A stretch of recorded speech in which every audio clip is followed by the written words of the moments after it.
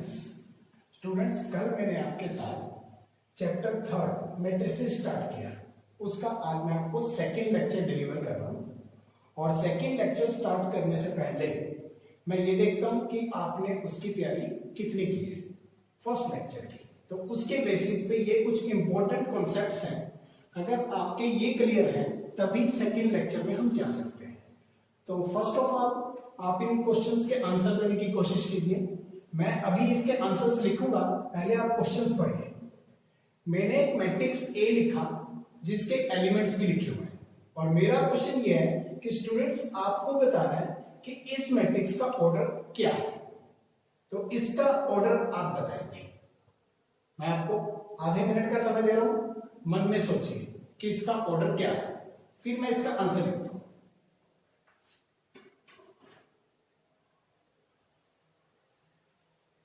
Yes, अब आपने सोच लिया होगा और अब मैं इसका आंसर लिखता हूं। आप सेल्फ एनालिसिस करेंगे कि मेरा आंसर ठीक है या गलत। नहीं आता तो उसको आप सीख लीजिए।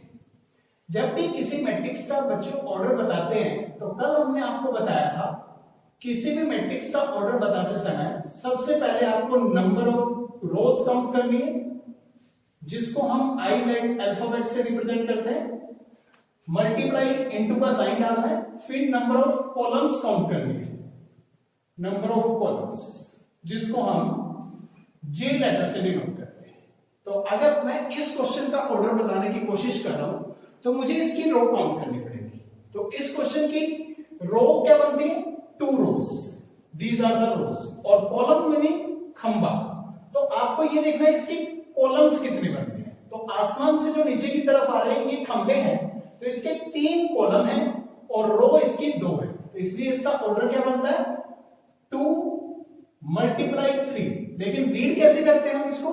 2 इंटू 3, 2 मल्टीप्लाई 3 अवॉइड करेंगे बोलना, आप बोलेंगे 2 बाई 3। तो एक मैट्रिक्स ए कितने बाई कितने का क्लियर किया आपने? 2 by 3। This one is the answer of this question. Now second question. Second question अब मेरा आपसे यह है कि आपको राइट करना है I2 और O3। सबसे पहले आप मुझे बताएं, मैंने इसको O3 क्यों पढ़ा, 03 क्यों नहीं पढ़ा?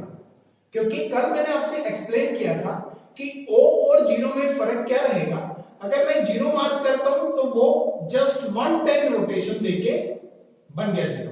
अगर मुझे उसको O डिफाइन करना है कि आप इसको O पढ़ें, तो मुझे उस पर 2-3 बार पेन चलाना है, लाइक दिस, बोल्ड करना है। तो अब मैंने आपसे क्वेश्चन किया कि मुझे I2 फुल फॉर्म में लिख के दिखाइए और O3 फुल फॉर्म में लिख के दिखाइए।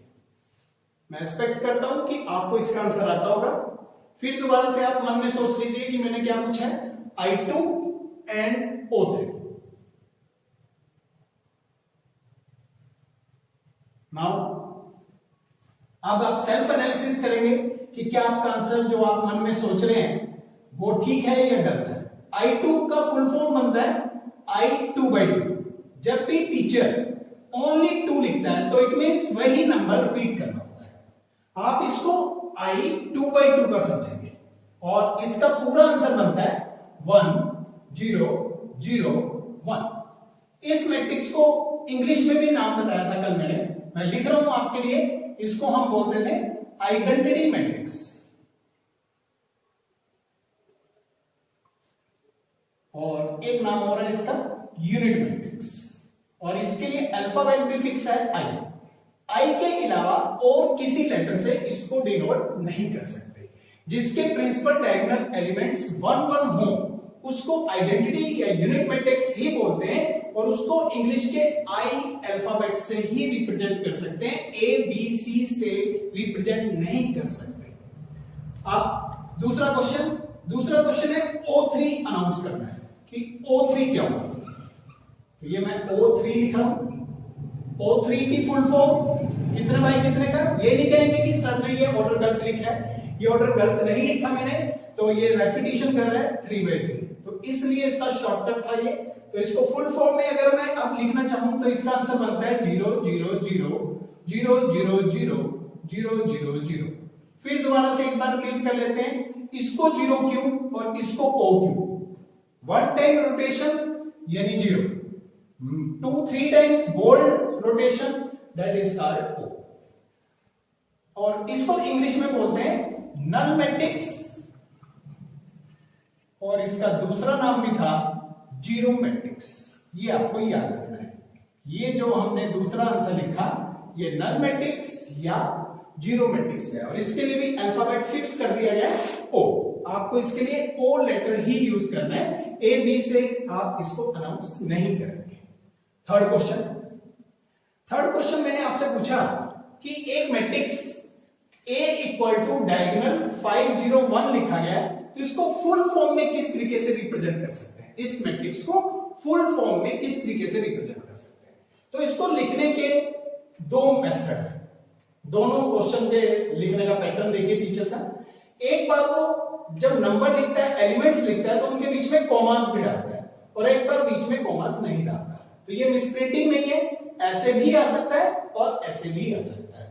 तो डायगोनल एलिमेंट्स बोलते हैं इस मैट्रिक्स को, डायगोनल मैट्रिक्स बोलते हैं इसको।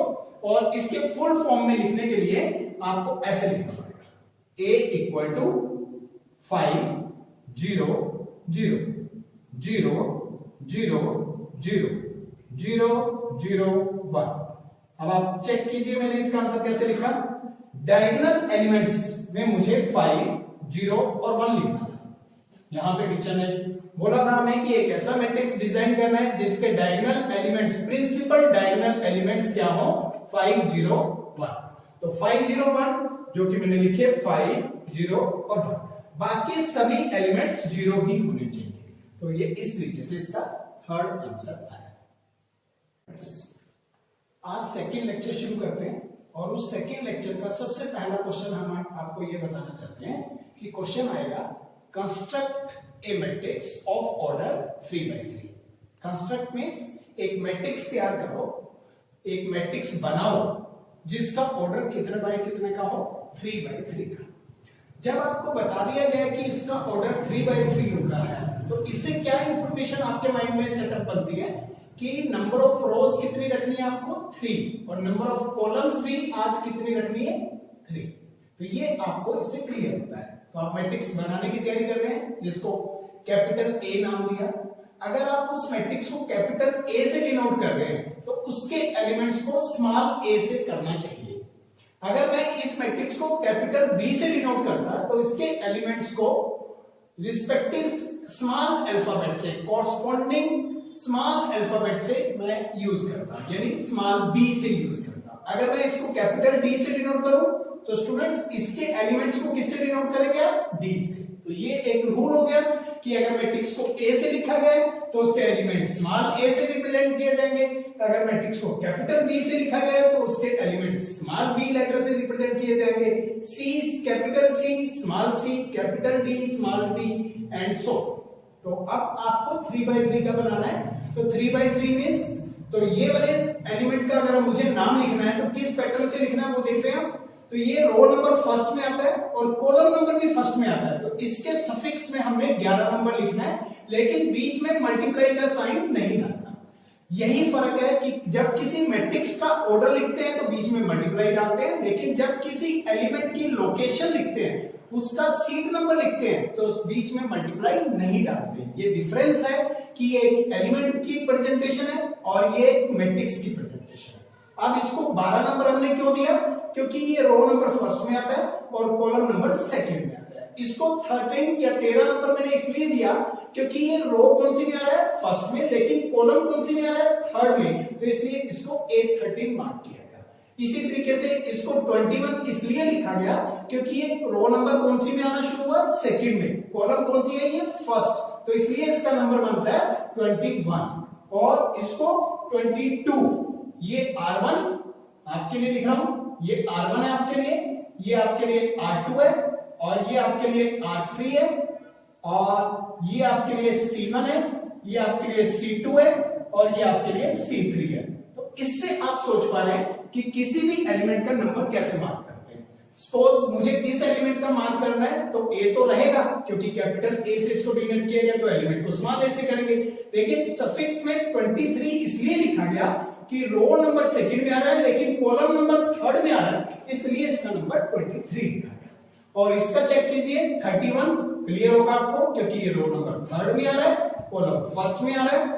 इसको 32 इसलिए मार्क किया गया क्योंकि ये रो नंबर थर्ड में आ रहा है, कॉलम नंबर सेकंड में आ रहा है। और इसको 33 इसलिए क्योंकि ये थर्ड ही रो में आ रहा है और थर्ड ही कॉलम में आ रहा है, इसलिए इसको 33 मार्क किया गया।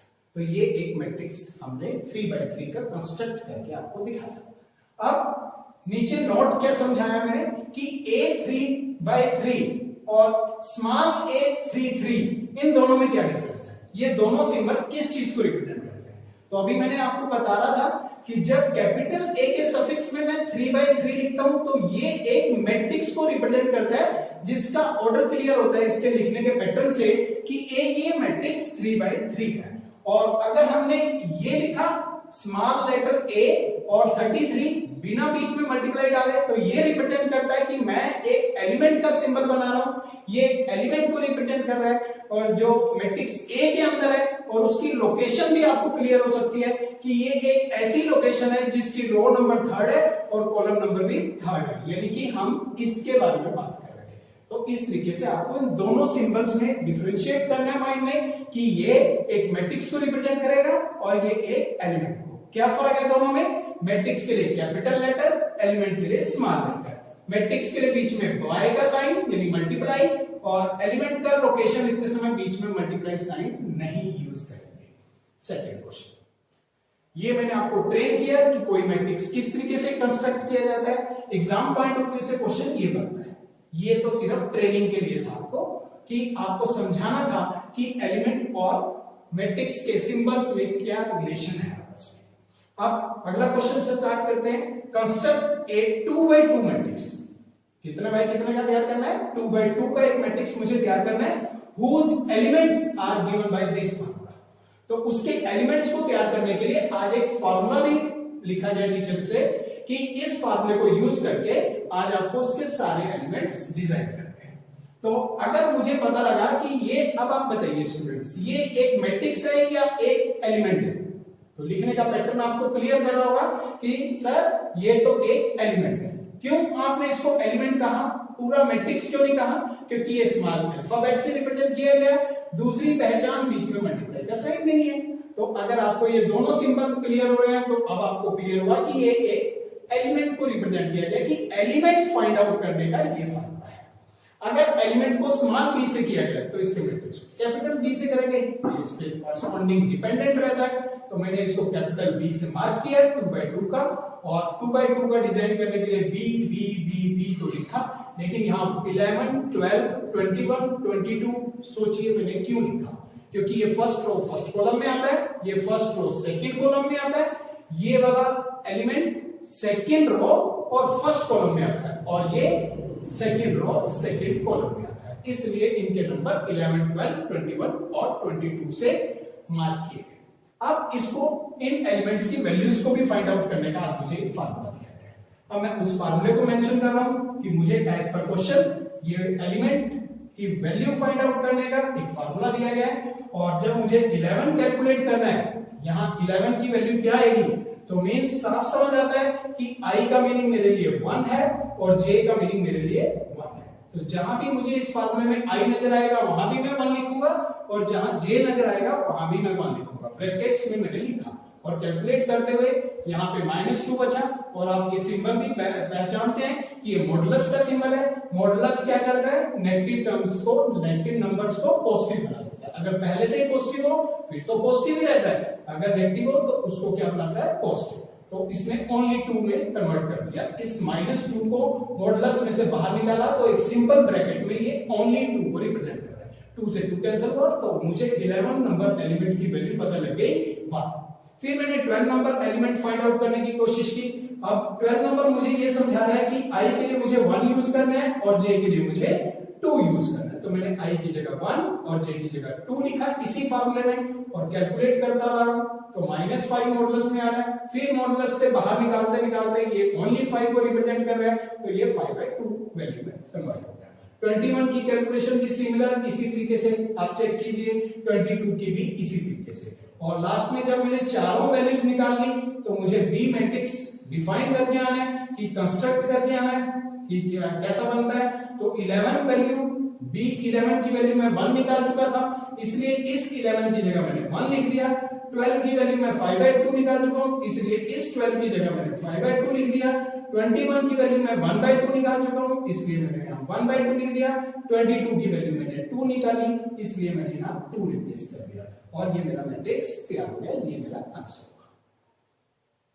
स्टूडेंट्स, अब मैं आपको दो या दो से ज्यादा मैट्रिसेस का एडिशन या डिफरेंस, एडिशन या सब्ट्रैक्शन किस तरीके से करते हैं वो समझाता हूं कि दो या दो से ज्यादा मैट्रिक्स किस तरीके से ऐड हो सकते हैं या सब्ट्रैक्ट हो सकते हैं। तो क्वेश्चन स्टार्ट करते हैं। अगर if a equal to this much, आप चेक कीजिए कितना बाय कितने का है। क्या बताया आपने? ये 2/3 का है। क्यों? क्योंकि रोज 2 है और कॉलम 3 है, और b भी सेम ऑर्डर का है और वो ऑर्डर है 2/3। तो हमें a भी दिया गया 2/3 का और b भी दिया गया 2/3 का, और हमसे मांगा गया है कि हमें फाइंड आउट करना है 2a + b। तो ये कैसे फाइंड आउट कर सकते हैं? जब भी कभी दो मैट्रिक्स को ऐड करना हो या सब्ट्रैक्ट करना हो, तो उसके लिए शर्त है कि वो दोनों सेम ऑर्डर के होने चाहिए। अगर दोनों मैट्रिक्स सेम ऑर्डर के हैं तभी वो ऐड या सब्ट्रैक्ट हो सकते हैं। ये मैं आपको बाद में पढ़ाता हूं। अभी शुरू करते हैं।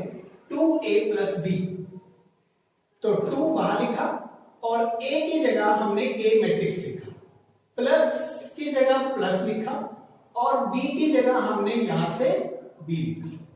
देख पा रहे हैं आप? और 2 से अब कभी भी अगर एक मैट्रिक्स के बाहर कोई एक कांस्टेंट नंबर लिख दिया जाए तो वो नंबर मैट्रिक्स के अंदर एंट्री कैसे करता है? वो सभी के सभी एलिमेंट से मल्टीप्लाई होगा, ये इसका मीनिंग बनता है। तो जैसे ही ये 2 अंदर एंट्री करेगा तो 4 2 जा 8, 2 2 जा 4, 3 2 जा 6, 1 2 जा 2, 5 2 जा 10, 7 2 जा 14 में कन्वर्ट हो गया ये मैट्रिक्स। और बी मैट्रिक्स के बाहर कुछ नहीं था, इसलिए वो सेम का सेम है। फिर दो मैट्रिक्स, अब इसके बाहर भी कुछ नहीं है, अब इसके बाहर भी कुछ नहीं है। अब इनको ऐड करना स्टार्ट करते हैं। तो ऐड हो सकते हैं ये, क्योंकि दोनों के ऑर्डर सेम है। जैसे ही मैं ऐड करना चाहूंगा तो कॉरस्पॉन्डिंग एलिमेंट में ऐड होगा। तो 11 नंबर में ही ऐड होगा, 12 नंबर में ही ऐड होगा और 13 नंबर में ही ऐड होगा। तो चेक कीजिए, 8 + 1 9, 4 + 3 7, 6 + 7 13, 2 + 0 0, 10 + 4 14, 14 + 1 15। कॉरस्पॉन्डिंग एलिमेंट में ही ऐड करना है। जैसे अगर मैं यहां से 10 यूज कर रहा हूं तो ये element second row second column में आता है, तो इधर से भी सेकंड रो सेकंड कॉलम में 4 आता है, तो इन दोनों को ऐड करके यहां 14 बनता है। ठीक है, तो ये हमारा इस क्वेश्चन का आंसर है। Second question. अब इस क्वेश्चन में हमें क्या दिया गया है? एक ए मैट्रिक्स दिया गया है जो डायगोनल करके इस तरीके से लिखा गया है, बी मैट्रिक्स डायगोनल करके इस तरीके से लिखा गया है और सी मैट्रिक्स डायगोनल करके इस तरीके से। अच्छा, अब आप इस क्वेश्चन में एक बात देख रहे होंगे कि डायगोनल लिखने के बाद जब इन एलिमेंट्स को लिखा गया तो कॉमा के साथ लिखा गया, इसमें भी कॉमा के साथ, लेकिन इसमें कॉमा के साथ मैंने नहीं लिखा। मतलब कॉमा एग्जाम में आ भी सकता है और नहीं भी आ सकता। आप यहां मिसप्रिंटिंग नहीं कंसीडर करेंगे इसको कि ये मिसप्रिंटिंग है, यहां कॉमा है या नहीं है इससे आपको कुछ फर्क नहीं पड़ना चाहिए। तो जब ए जो शॉर्टकट में एब्रिविएट करके लिखा गया है तो उस मैट्रिक्स को फुल फॉर्म में जब आप कन्वर्ट करते हैं तो 3 एलिमेंट्स है, इसलिए आपने इसको 3/3 की शेप में कन्वर्ट किया और इसको नंबर 1 मार्क किया। फिर बी को डायगोनल -3 7 14 लिखा हुआ था, तो इसको फुल फॉर्म में 3/3 की फॉर्म में आपने ऐसा लिखा, नंबर 2 से मार्क किया। सी आपको ऐसे दिया गया था विदाउट कॉमास के साथ, इसको भी 3/3 की फॉर्म में कन्वर्ट किया। डायगोनल में आपने इन एलिमेंट्स को लिखा, बाकी जगह 0 लिखते हुए इसको नंबर 3 से मार्क किया। अब हमें फाइंड आउट करना है 2a + b - 5c। तो 2a + b - 5c कैलकुलेट करने के लिए 2 बाहर, a की वैल्यू नंबर 1 से प्लस की जगह प्लस, b की जगह नंबर 2 से b वाली वैल्यू वो लेके आए, -5 और c की जगह c वाली वैल्यू हम यहां से लेके आए। तो इसके पीछे हम लिख सकते हैं using 1, 2 and 3, using 1, 2 and 3।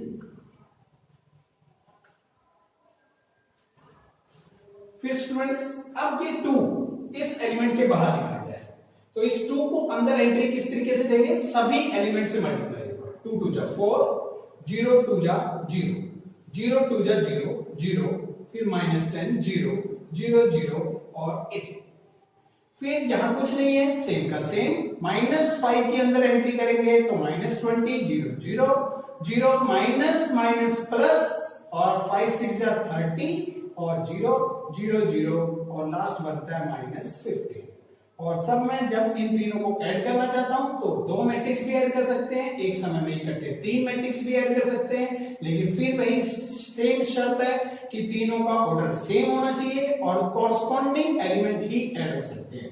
Corresponding element means 11 11 11, तो तीनों का 11 11 11 एलिमेंट जब मैं फिर पिक करता हूं तो 4 -3 और -20 -23 इन दोनों की वजह से, और 4 इसमें से प्लस करने के बाद बैलेंस बचता है -19।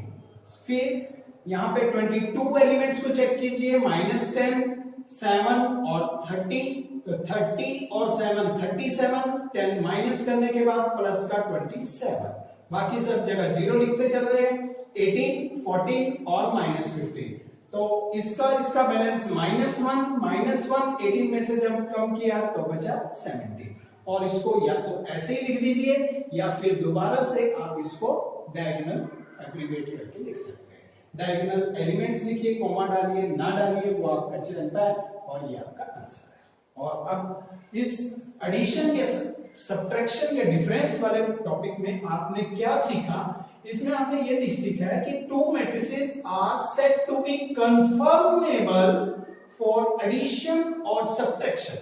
2 मैट्रिक्स एडिशन या सब्ट्रैक्शन के लिए कंफर्मेबल तब कहलाएंगे इफ एंड ओनली अगर वो ये शर्त माने they are of the same order, दोनों के ऑर्डर क्या होना चाहिए, सेम। और 2 मैट्रिसेस ऑफ डिफरेंट ऑर्डर, अगर 2 मैट्रिक्स मैं आपको दूं जिनके ऑर्डर डिफरेंट हो, कैन नॉट बी एडेड और सब्ट्रैक्टेड। 2 मैट्रिक्स जिनके ऑर्डर अलग अलग हो उनको हम ऐड या सब्ट्रैक्ट नहीं कर सकते। एग्जांपल चेक कीजिए, एक एलिमेंट में एक मैट्रिक्स मैंने लिखा 2/1 का, ये क्या हो रहा है इसका 2/1, और ये मैट्रिक्स 1/2 का, तो दोनों का ऑर्डर अलग था, इसलिए एडिशन करना था लेकिन मैं नहीं कर पाया, नॉट पॉसिबल लिख दिया। इसको ऐड ना करने का रीजन क्या है कि ये क्यों पॉसिबल नहीं है, क्योंकि दोनों का ऑर्डर सेम नहीं है। तो 2 मैट्रिक्स को ऐड या सब्ट्रैक्ट करने के लिए स्टूडेंट्स क्या नोट किया आपने, ऑर्डर शुड बी सेम। और किसी मैट्रिक्स के बाहर अगर एक कांस्टेंट लिखा जाए तो वो किस तरीके से एंट्री होता है, वो ऑल एलिमेंट से मल्टीप्लाई हो जाता है। अगर -5 वाले केस में आपने जब एंट्री किया था तो ओनली 5 से अवॉइड करेंगे, -5 से ही आप एंट्री कर दिया करें, यहां प्लस लिख दिया करें, और इस तरीके से आप क्या करें, ये अच्छा रहता है। Students next question, find matrix x and matrix y if ये हमें गिवन है 2x plus y equal to this much matrix, ये मैट्रिक्स हमें दिया गया है कि 2x plus y की वैल्यू इसके बराबर है और x minus 2y की इस मैट्रिक्स के बराबर वैल्यू है, और मुझे इंडिविजुअल x मैट्रिक्स अलग से निकालना है और y मैट्रिक्स अलग से निकालना है। तो कैसे स्टार्ट करेंगे, बहुत इजी क्वेश्चन है ये, 10th बेस पे आप इसको मान सकते हैं कि जैसे लाइक एज 10th है ये। तो 2x plus y equal to this much, ये हमें गिवन था, इसको मैंने नंबर 1 इक्वेशन मार्क किया। x minus 2y ये भी एक मैट्रिक्स गिवन है, इसको मैंने इक्वेशन नंबर 2 से मार्क किया। अब एलिमिनेशन मेथड लगाना चाहते हैं, मैं x से x को कैंसिल करना चाहता हूं, तो यहाँ पे 2 कोफिशिएंट है इसलिए इसको 2 से मल्टीप्लाई किया, इस x का कोफिशिएंट 1 है इसलिए फर्स्ट इक्वेशन को 1 से मल्टीप्लाई किया, और लाइन लिखी हमने solve equation 1 and 2 by elimination method. तो जब जैसे ही हमने इसको 1 से मल्टीप्लाई किया तो कोई फर्क नहीं पड़ा, सेम, लेकिन सेकंड इक्वेशन को जब हमने 2 से मल्टीप्लाई किया तो यहां बना 2x, यहां बना 4y, और जब हमने यहां पे भी 2 से मल्टीप्लाई किया तो यहां बना -6 4 2 फिर 2 -2 और 4। ये हमने ऐसे लिखा। फिर मैं काटते हुए बराबर तो कर दिए 2x कोएफिशिएंट्स सब सेम हो गए, लेकिन वो कैंसिल नहीं कर पा रहा हूं क्योंकि एक साइन सेम है। तो साइन को डिफरेंट बनाने के लिए मैंने सब्ट्रैक्शन ऑपरेशन लगाया। जैसे ही सब्ट्रैक्शन ऑपरेशन लगाया तो साइन चेंज करने होते हैं नीचे वाली इक्वेशन के। तो ये प्लस था माइनस बन गया, माइनस था प्लस हो गया, और यहाँ प्लस था तो यहाँ माइनस हो गया। x से x अब कट पा रहा है और y की वैल्यू में 5y आ रहा है, और इस मैट्रिक्स को इस मैट्रिक्स में से माइनस करना है। माइनस मैंने पहले लिखा और वो माइनस मैंने अंदर एंट्री कर दिया। जैसे वो माइनस एंट्री किया तो ये -6 की जगह 6 लिखा, 4 की जगह -4, 2 की जगह -2, फिर ये वाला ओनली 2 और ये वाला -4। फिर दोनों मैट्रिक्स को ऐड करके मैंने ये बताया। लेकिन ये ओनली 5y का आंसर आया, मुझे ओनली y का चाहिए, तो ये 5 इधर से 1/5 बन जाएगा। फिर 1/5 की हर एक एलिमेंट में एंट्री करेंगे तो 10/5 का मीनिंग 2 बचेगा, 0/5 का मीनिंग 0, 5/5 का मीनिंग 1, और 5/5 यहां भी होगा तो 1, यहां भी 5/5 होगा तब 1, यहां 0/5 होगा तब भी 0। और इस y की वैल्यू को जो मुझे अभी मिली इसको इक्वेशन नंबर 1 में सब्स्टिट्यूट कर देंगे तो हमें x3 मिल जाएगा। कैसे? 2x रहा, y की जगह जो वैल्यू अभी फाइंड आउट की है वो फिल की, और सामने हमें पहले से दिया हुआ है। ये मैट्रिक्स हमने उधर ट्रांसफर किया, यहाँ प्लस था तो उधर जाने से ये माइनस हुआ, माइनस को अंदर एंट्री किया तो यहाँ पे प्लस हो गया और सारे साइन चेंज हो गए। -2 0 -1 और 0। और फिर दोनों मैट्रिक्स को ऐड करना शुरू किया। जैसे मैं इनको ऐड कर रहा हूं, कॉरस्पॉन्डिंग एलिमेंट्स ऐड कर रहा हूं, तो 4 में -2 ऐड करने से मुझे 2 मिलता है, 4 में 0 ऐड करने से 4, 7 में -1 ऐड करने से 6, 7 में -1 ऐड करने से 6, 3 में -1 ऐड करने से 2, 4 में 0 ऐड करने के बाद 4। लेकिन ये 2x का आंसर आया, मुझे ओनली x चाहिए, तो 2 इधर से ट्रांसफर किया, 1/2 बना, फिर 1/2 हर एलिमेंट के साथ जब मल्टीप्लाई होगा 1/2 की तो ये 1 बन जाएगा, ये 4 का 2 बन जाएगा, 6 का 3 बन जाएगा, 6 का 3 बन जाएगा, और 2 का 1 और 4 का 2। इस तरीके से मुझे x की वैल्यू ये मिली और y की वैल्यू मैं पहले निकाल चुका था। ये क्वेश्चन स्टूडेंट्स, इस क्वेश्चन में thrice of one matrix equal to sum of two matrices given, then find the value of x, y, z and w।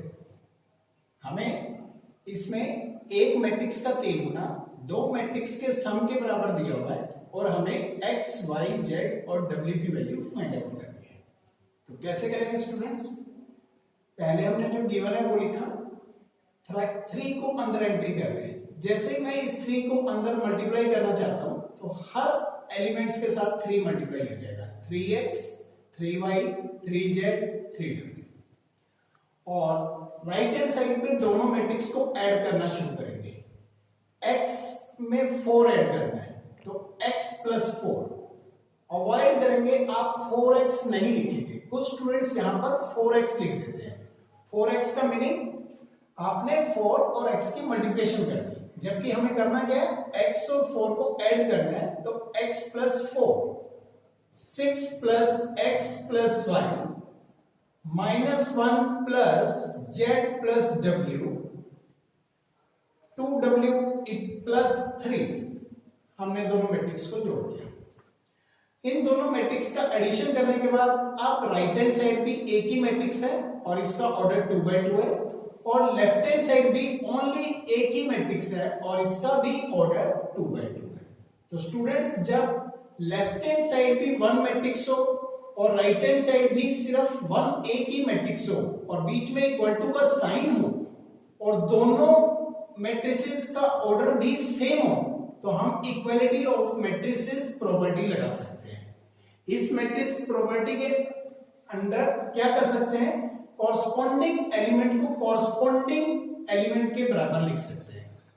तो यानी 3x = x + 4 हमने लिया, x को एक तरफ ट्रांसफर किया, -x = 4, 3x - x balance 2x = 4, तो x की वैल्यू मुझे यहां से 2 मिली। फिर हमने दूसरी कंपेयरिंग शुरू करी, तो 3y equal to 6 plus x plus y लिखा जाएगा। ऐसा किया इक्वालिटी ऑफ मैट्रिसेस प्रॉपर्टी के अंडर। फिर वेरिएबल्स एक तरफ ट्रांसफर किए, x को इधर ट्रांसफर करने से -x, y को इधर ट्रांसफर करने से -y और सामने रहा इक्वल टू 6। फिर बैलेंस -x और 3y -y plus 2y balance और इक्वल टू 6। x की वैल्यू हमें पता है 2 है, वो यहां सब्स्टिट्यूट कर दी गई, पीछे लिखा यूजिंग फर्स्ट, और फिर ये -2 उधर ट्रांसफर किया +2 और 8/2 करने के बाद y की वैल्यू हमें मिली 4। फिर तीसरी कंपेयरिंग शुरू करी, 3w equal to 2w plus 3, और फिर w वाली वेरिएबल्स टर्म्स को एक तरफ किया, 3w minus 2w equal to 3, balance only 1w equal to 3। w की वैल्यू ये रही, y की वैल्यू ये रही, x की वैल्यू ये रही। लास्ट कंपेयरिंग शुरू करते हैं, 3z equal to -1 plus z plus w। जब हमने इसको कंपेयर किया और वेरिएबल्स को एक तरफ ट्रांसफर किया तो z इधर ट्रांसफर करने से -z, w को इधर ट्रांसफर करने से -w और सामने इक्वल टू -1, और 3z -z 2z बैलेंस और w की वैल्यू को सब्स्टिट्यूट कर दिया गया 3 और पीछे लिखा यूजिंग थर्ड, और 2z इक्वल टू ये 3 उधर ट्रांसफर किया -1 प्लस 3 बैलेंस +2, 2/2 करने से z की वैल्यू 1। तो इस तरीके से हमें x की वैल्यू 2, y की वैल्यू 4, z की वैल्यू 1 और w की वैल्यू 3 मिल गई। Question over. लास्ट लेक्चर 2 को हम क्लोजिंग पे लेते हैं और मैं आपको कुछ असाइनमेंट दे रहा हूं। असाइनमेंट नंबर 2 ये आपका होमवर्क है। ये 6 क्वेश्चंस मैंने आपको दिए और इनको आप सॉल्व कीजिए। इनके इस बार मैंने आंसर भी लिख के दिया और आप इनके आंसर फाइंड आउट कीजिए। अगर आपके आंसर ये आ जाते हैं तो बहुत अच्छी बात है, आपकी प्रैक्टिस बहुत अच्छी हो रही है।